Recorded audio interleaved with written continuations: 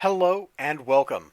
I'm your host, Elizibar. This is Common America, Volume 4, I do believe. Scars and Bars. Let's push this up and you can look. Oh, look at that. That's what it says. Cool. Kind of a punny title and kind of appropriate, but we're not going to get into why. All right? All right. I think I did my introduction. This is the book. Let me flip over. We got the digital. And yeah, here's the cover. Looks good. It looked good in the physical. It looks good in the digital. I think the gloss in the physical makes it pop a little more than it does off my monitor, but hey, your mileage can, should, and will vary.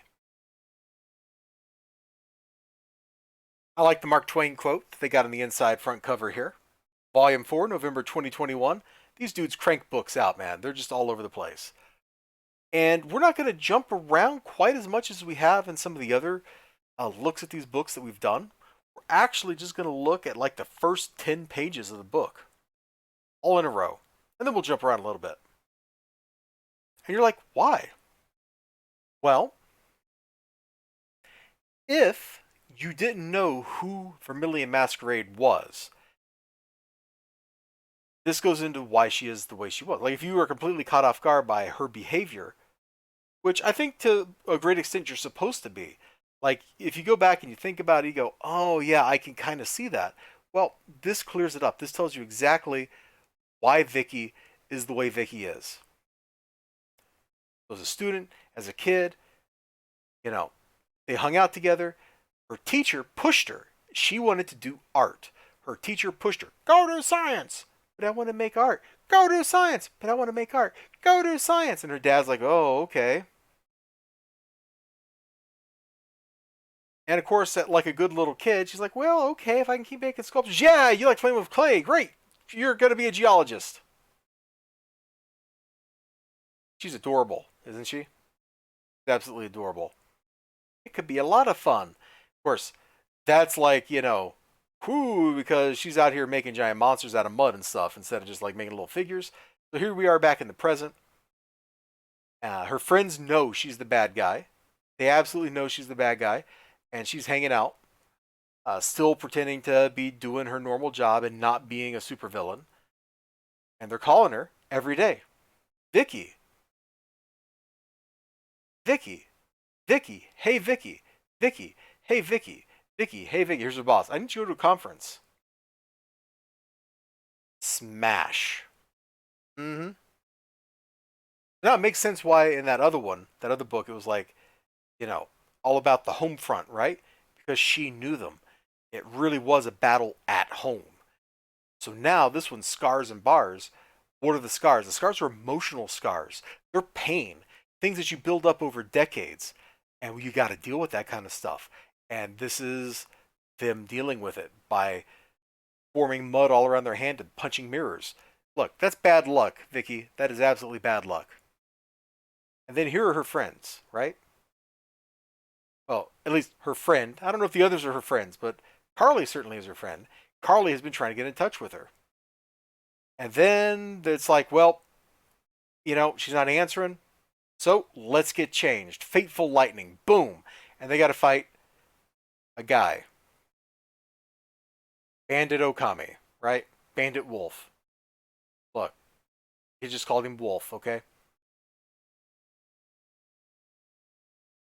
I hate losing cargo, but I hate disappointing ladies even more. He's got his own weird personality. He's very much like an otaku, hence why his name is in Japanese. Like it all fits together, man. And he unleashes chupacabras because of course he does. This is the second villain that works with Cryptic that has an army of monsters. We were introduced to the goblins in the previous book. Now we got a dude that's hanging out with chupacabras. I don't remember this guy was in that Black Hops book that had a chupacabra in it. I don't think he was, but maybe he was. I'm just not remembering. I don't know. These aren't puppies! See?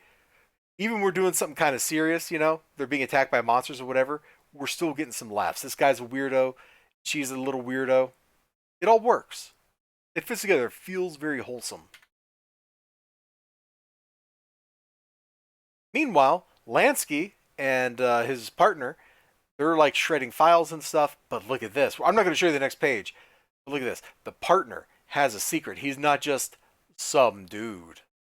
Uh-huh. Mm-hmm. Also, look at the crazy panels here. Like, we're not rectangles, we're not squares. We're just all up in on the crazy quadrangles here, man. It's not square.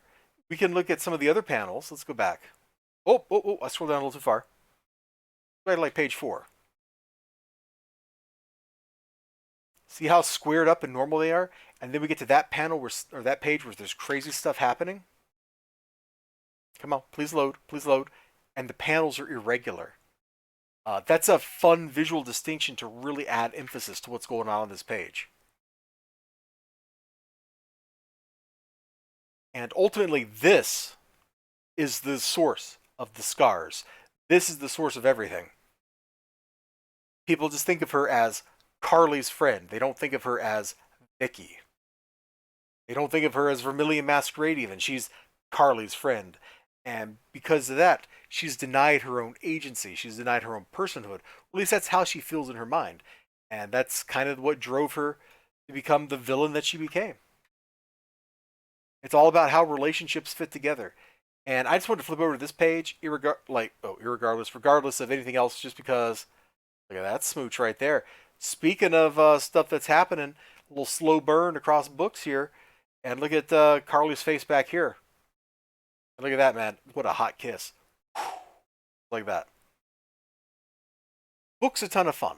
All these books have been a ton of fun. This one continues that tradition. Tim Lim's art style, like, it changes from project to project.